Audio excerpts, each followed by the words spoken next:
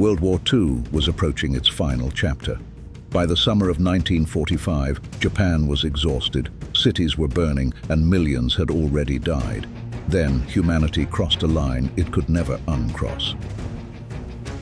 On August 6, 1945, the United States dropped the first atomic bomb on Hiroshima.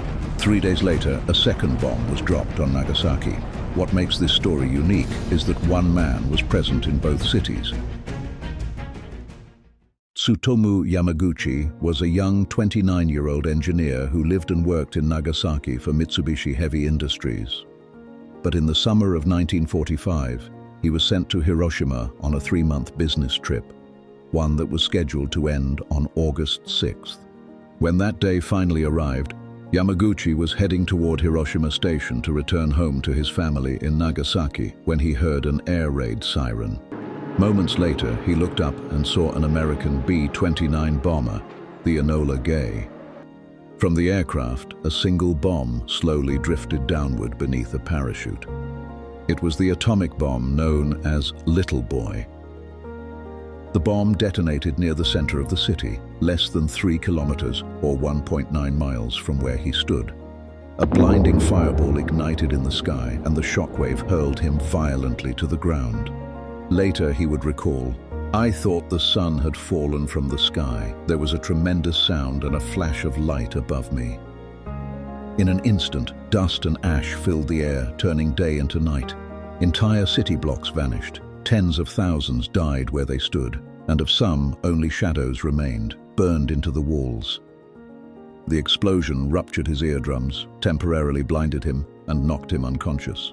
Severe radiation burns scarred the left side of his upper body.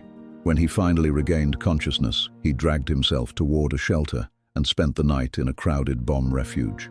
Despite the unimaginable devastation, parts of Hiroshima's railway system were still operating. The very next day, he boarded a train bound for Nagasaki, a shattered train with no windows, carrying survivors through a landscape that no longer looked like the world they once knew. On the morning of August 9th, still covered in bandages, he returned to work. When he tried to tell his supervisor that a single bomb had destroyed Hiroshima, the man dismissed him, convinced that Yamaguchi had lost his mind. But at approximately 11 a.m., reality proved even more unimaginable. An American B-29 bomber, Bockscar, released another atomic weapon over the city of Nagasaki. It was called Fat Man. Once again, Yamaguchi was working just 3 kilometers, 1.9 miles, from the hypocenter. This time, Yamaguchi escaped without major injury and returned home, where his wife and young son had survived. But his bandages had turned to rags, and he could not replace them. The local hospital lay in ruins. For an entire week, he remained in a shelter at his home, burning with a relentless fever and suffering from constant vomiting. Tsutomu Yamaguchi was not the only person to survive both atomic bombings. Historians estimate that around 160 people endured the devastation of Hiroshima and Nagasaki. Yet only Yamaguchi, more than 60 years later, received official recognition from the Japanese government in 2009. Many of the others chose not to draw attention to themselves, carrying their experiences quietly and living the rest of their lives beyond the public eye.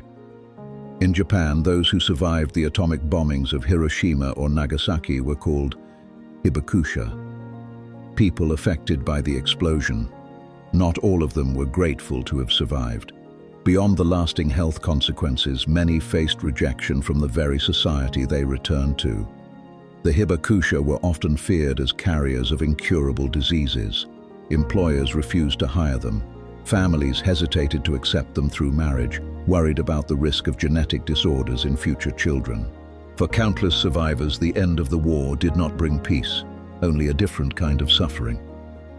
After Japan's surrender, Yamaguchi worked as a translator for the American forces in Nagasaki. Later, he became a school teacher before finally returning to Mitsubishi. In the years that followed, he dedicated himself to nuclear disarmament advocacy.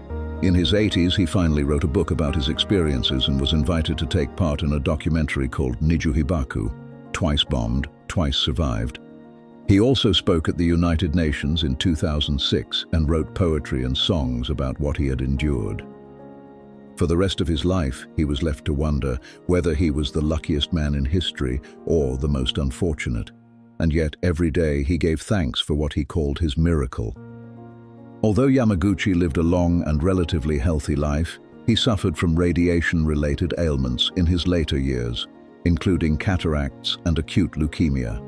His wife, who was exposed to radiation from the blasts, died at the age of 88 from kidney and liver cancer, and all three of their children also reported health problems.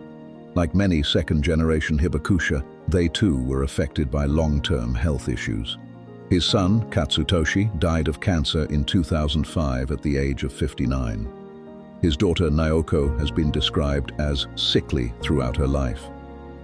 Mr. Tsutomu Yamaguchi died of stomach cancer on January 4, 2010, at the age of 93.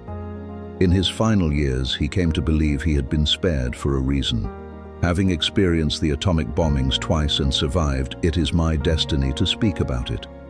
Among his final visitors were Charles Pellegrino and filmmaker James Cameron, who would later announce plans to adapt Pellegrino's book, Ghosts of Hiroshima, into a feature film about the events of Hiroshima and Nagasaki, his first non-Avatar project in nearly 3 decades.